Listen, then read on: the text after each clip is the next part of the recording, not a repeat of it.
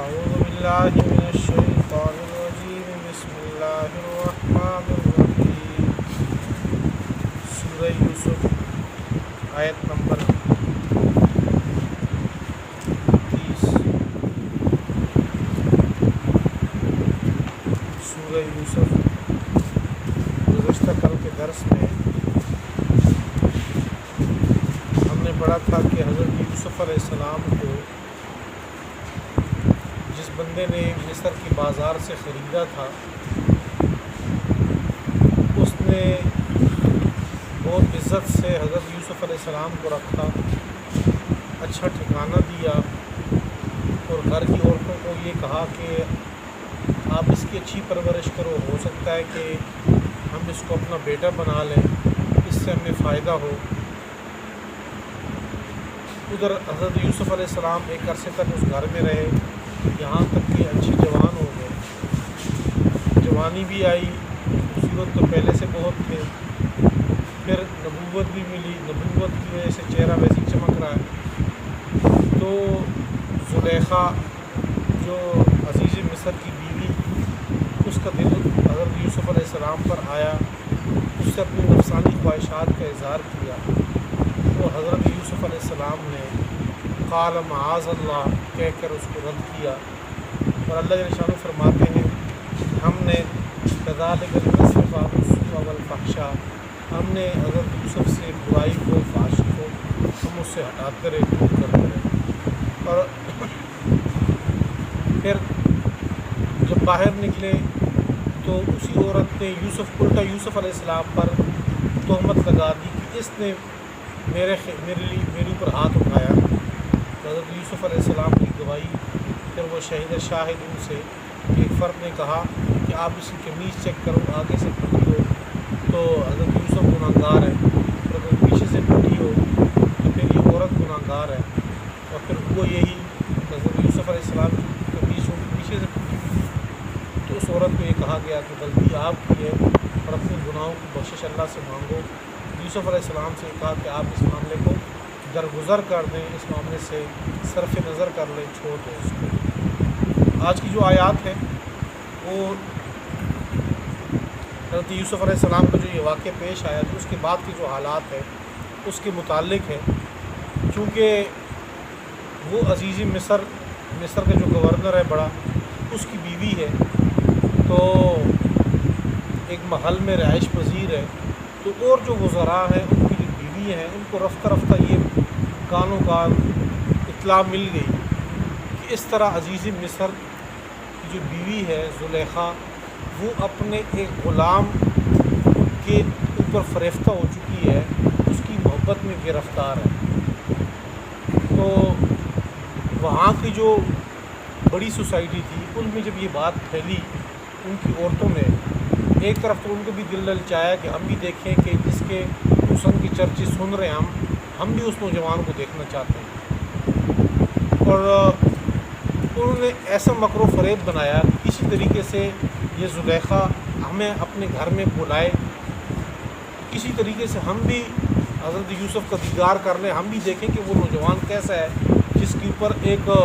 Governor کی بیوی کا دل جو ہے وہ غلام کے اوپر آیا ہوا ہے۔ غلام کو چونکہ اس دور میں گھٹیا سمجھتے تھے، تو انہوں نے یہ کہا آپس میں بات زلیخا تک پہنچانے کے لیے کہ یہ بات پہنچائی کہ یہ عورتیں کہہ رہی ہیں کہ بھئی یہ کیسی نادان عورت ہے کہ اس کو لے دے کے فریفتہ ہونے کے لیے، دل پہ آنے کے لیے ایک غلام ہی ملا تھا۔ اگر اپنے ہم مرتبہ لوگوں میں سے کسی اور کے اوپر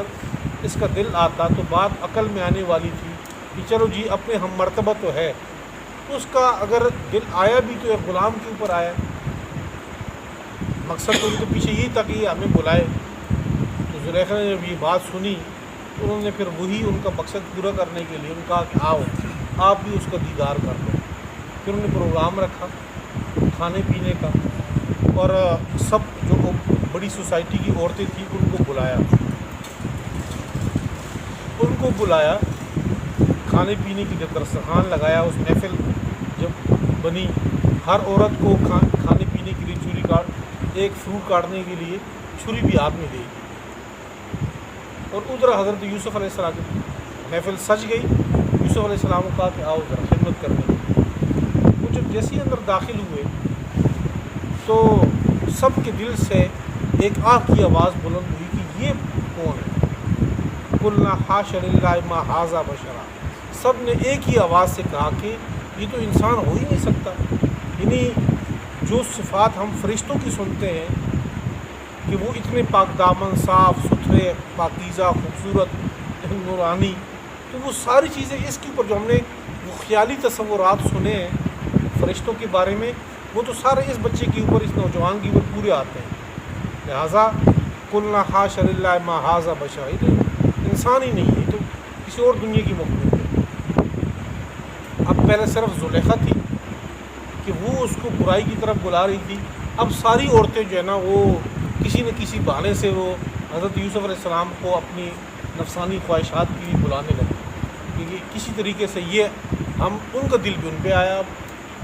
کہ کسی طریقے سے ہماری نفسانی خواہش پورا کریں.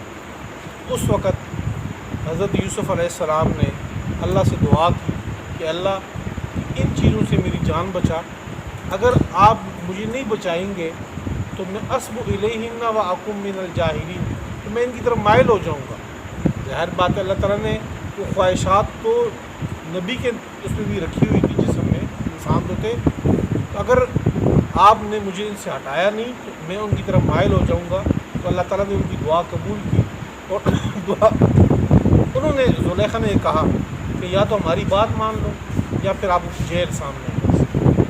انہوں نے دعا مانگی کہ اللہ مجھے جیل زیادہ پسند ہے. ادھر جب بات چونکہ ساری عورتوں میں پھیل گئی تو ان لوگوں نے جو وزراء تھے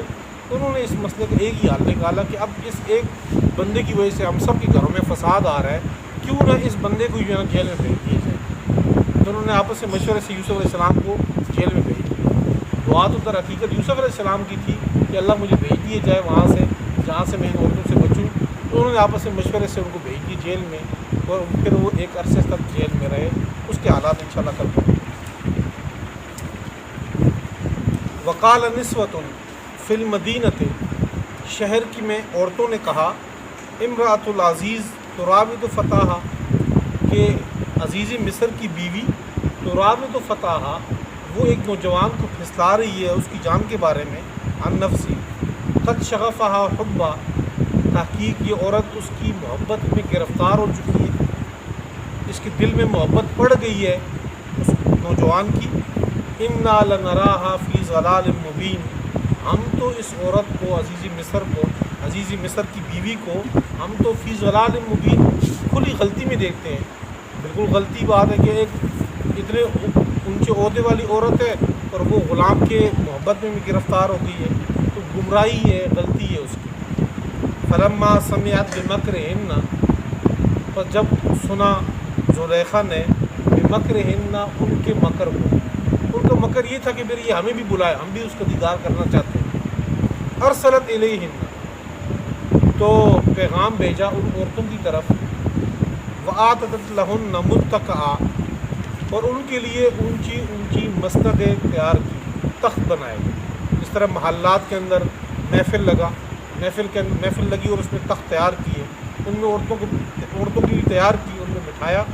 وآتت کل واحد، ہر ایک عورت کو دی، منہن ان میں سے،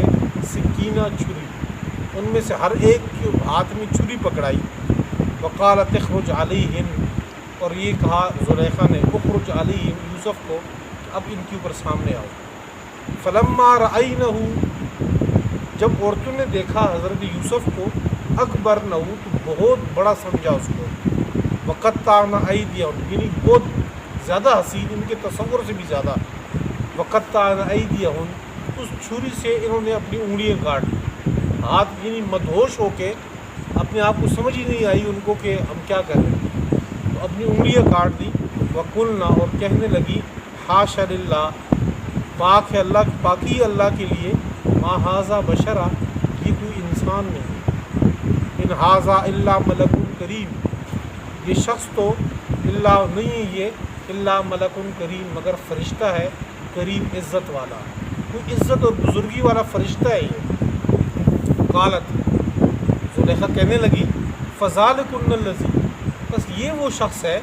لمتننی فی جس کے بارے میں تم مجھے ملامت کر رہی تھی، یہ وہ شخص ہے کہ تم مجھے ملامت کر رہی تھی جس کے بارے میں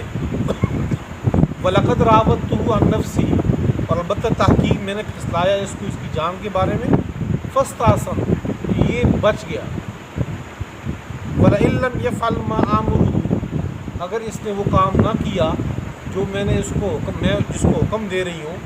لَيُسْجَنَنَّ، اس کو قید کر دیا جائے گا ضرور بضرور، وَلَيَكُونَ مِنَ الصَّاغِرِينَ، اور یہ ہو جائے گا ذلیل لوگوں میں سے، یہ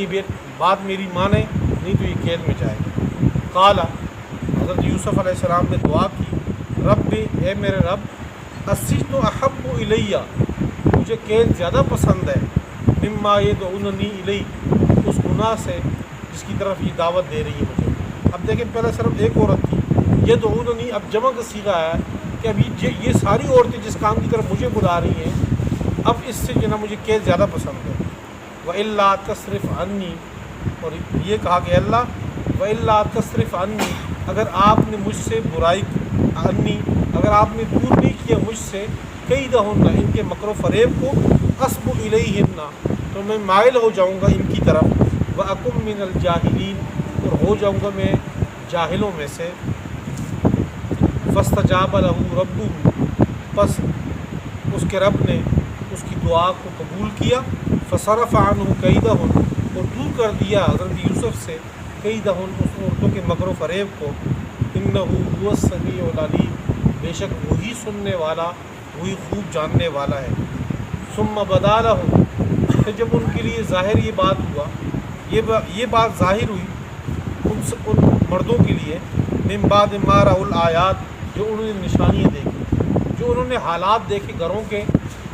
سب کے گھروں میں فتنہ آ رہا ہے حضرت یوسف کی وجہ سے، جب یہ نشانی دیکھی تو ان کو مناسب یہی لگا کہ لَيَسْجُنُنَّهُ، کہ اس کو ضرور بضرور قید کر دیں، حتیٰ حین، ایک مدت تک جو ہے حضرت یوسف کو قید کر دی جائے، تاکہ یہ جو فتنہ اٹھ رہا ہے عورتوں میں یہ ختم ہو۔ ایک حدیث میں آتا ہے کہ کل قیامت میں جب میدان محشر قائم ہوگا تو سائے کی جگہ کوئی بھی نہیں ہوگی، سارے ہی دھوپ کے سامنے بیٹھے ہوں گے اور انتظار کر رہے ہوں گے کس وقت موقع آتا ہے اور وہ اٹھ کے اپنا حساب و کتاب کرے، اللہ کے ساتھ اس کے حساب و کتاب ہوگا، تو اس پسینہ ہوں گے اس وقت شدید دھوپ میں، سختی کے عالم میں، اگر وہاں سایہ ہوگا تو صرف عرش کا سایہ ہوگا، اور عرش خداوندی کی نیز اس سائے میں چند لوگ ہوں گے جو اللہ تعالیٰ ان کو اس سائے میں جگہ دیں گے، ان میں سے وہ لوگ بھی ہوں گے جس کو آپ وسلم کے حدیث کا مفہوم ہے کہ جس کو ایک حسب نسب والی جو عزت دار عورت ہو، مطلب وہ اس کو بلائے اپنی طرف جنسی خواہش کے لیے، اور وہ کہے کہ مجھے اللہ کا ڈر ہے، اللہ کا خوف ہے، اور کوئی چیز مانی نہیں ہے، صرف اللہ کی وجہ سے میں آپ کی دعوت کو ٹھکراتا ہوں، تو کل قیامت میں اللہ تعالیٰ اس کو اس پاک دامنی کی وجہ سے اس کو اپنے عرش کے سائے میں جگہ۔ قد افلح المؤمنون، آگے جو پارہ ہے اس میں 18ویں سپارے کی جو ابتدائی آیات ہے وہاں پہ بھی اللہ تعالیٰ نے ذکر کیا ہے اس کو، اور وہاں پہ سورہ حاقہ کے بعد جو اگلی صورت ہے 29 سپارے میں، وہاں پر بھی اس چیز کو ذکر کی ہے، وہاں پر اللہ تعالیٰ نے پاک دامن رہنے والوں کی تعریف کی ہے، وہاں پر الفاظ قرآن پاک کے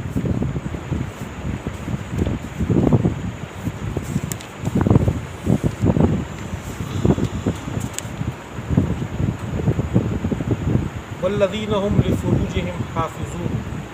وہ لوگ جو اپنی شرمگاہوں کی حفاظت کرتے ہیں، الا علی ازواجہم او ما ملکت ایمانہم، اپنی شرمگاہوں کو جو اس کے استعمال کی جگہ ہے وہاں کے بجائے اپنی نفسانی خواہشات کو غلط طریقے سے، غلط راستوں سے استعمال کرتے ہیں، تو وہ ویسے تو اس کے اوپر زنا اور باقی سزا تو ہے ہی ہے، لیکن ایمان والوں کی جو صفات اللہ تعالیٰ نے ذکر کی، قد افلح المؤمنون الذین هم فی صلاتہم خاشعون والذین هم عن اللغو معرضون والذین هم للزکاۃ فاعلون والذین هم لفروجہم حافظون، اس میں اس چیز کو بطور خاص ذکر کیا کہ ایمان والے وہ ہیں جو اپنی شرمگاہوں کی حفاظت کریں۔ آپ صلی اللہ علیہ وسلم کی حدیث کا مفہوم ہے کہ جو بندہ مجھے 2 چیزوں کی ضمانت دے دے جنت کی گارنٹی میں دیتا ہوں اس کو، یعنی 2 چیزوں کی گارنٹی آپ لوگ دو مجھے، تو جنت کی گارنٹی امام الانبیاء حضرت محمد صلی اللہ علیہ وسلم کہتے ہیں